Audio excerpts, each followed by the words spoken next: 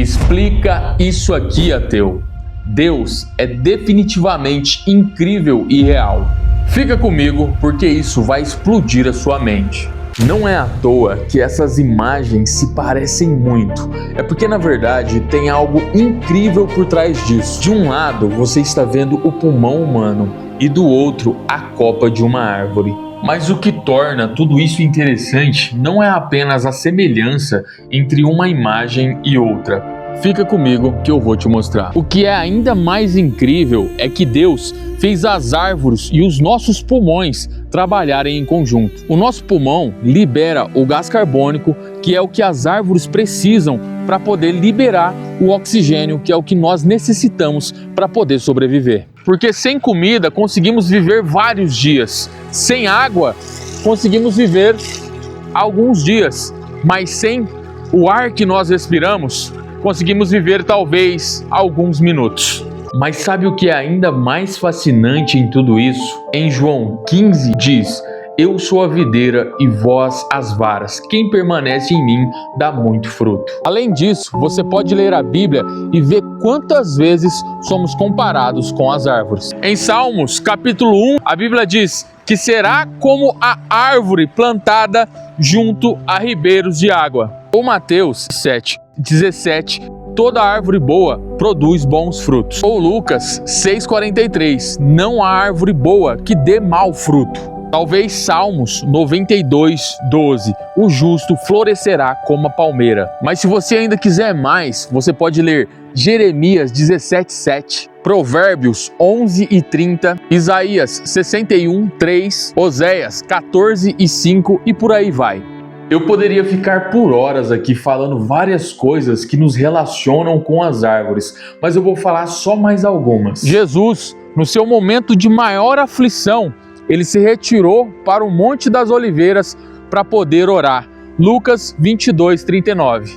E outra coisa, só quem é cristão raiz e de oração vai entender isso aqui. Por que será que quando a gente ia no monte orar, as folhas, os gravetos e até as raízes das árvores se acendiam como se fossem brasas vivas do altar? Ou isso será uma mera coincidência? Quem aí já viveu isso no monte? Eu sei que algumas pessoas não acreditam nas brasas vistas no monte, e tem até algumas explicações para isso através da ciência, com os famosos fungos bioluminescentes, que emitem uma luz esverdeada parecida com a luz que os vagalumes emitem. Mas mesmo se as brasas que se acendem nos gravetos no monte fossem esses fungos, a pergunta que fica é: por que esses fungos se acendem justamente quando os cristãos estão orando? E por que será que esse fenômeno não é visto quando apenas caminhamos em uma floresta no meio da noite?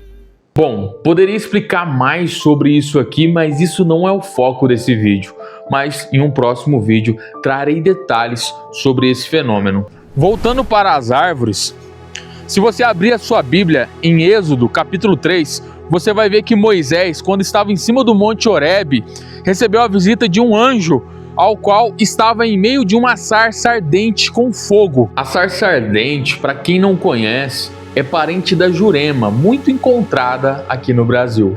Eu poderia ficar aqui ainda muito tempo citando as semelhanças entre as árvores e os humanos, mas eu vou falar apenas mais algumas. Em Marcos 8:22, Jesus cura o cego de Betsaida. Jesus aplica saliva nos olhos do cego e então ele enxerga os homens como se fossem árvores. E depois Jesus coloca as mãos sobre ele novamente e então ele enxerga normal.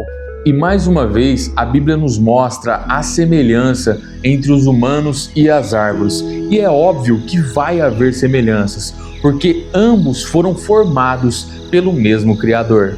Porque Deus é o Criador dos céus e da terra. Ele fez tudo e todos, a natureza, os seres humanos, os animais. Bom, e reflita sobre tudo isso. E lembre-se de uma coisa, que a cruz que segurou Jesus por alguns minutos, um dia, também foi uma árvore.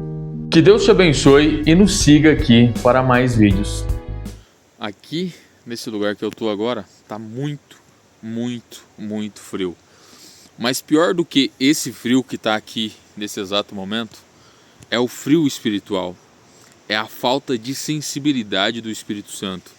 É quando a gente está num estágio da nossa vida onde a gente não consegue sentir a presença de Deus nas nossas vidas.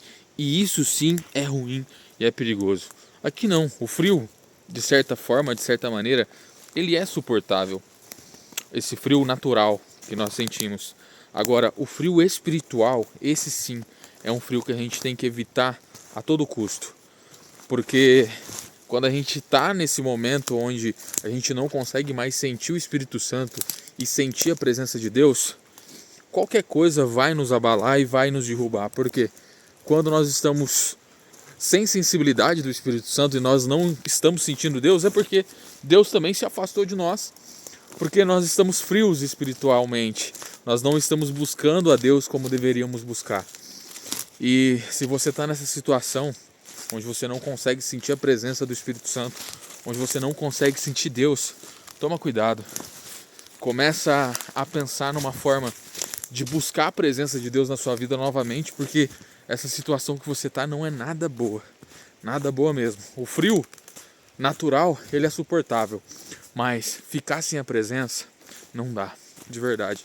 Então, busca a Deus, busca o Espírito Santo, enquanto ainda dá tempo.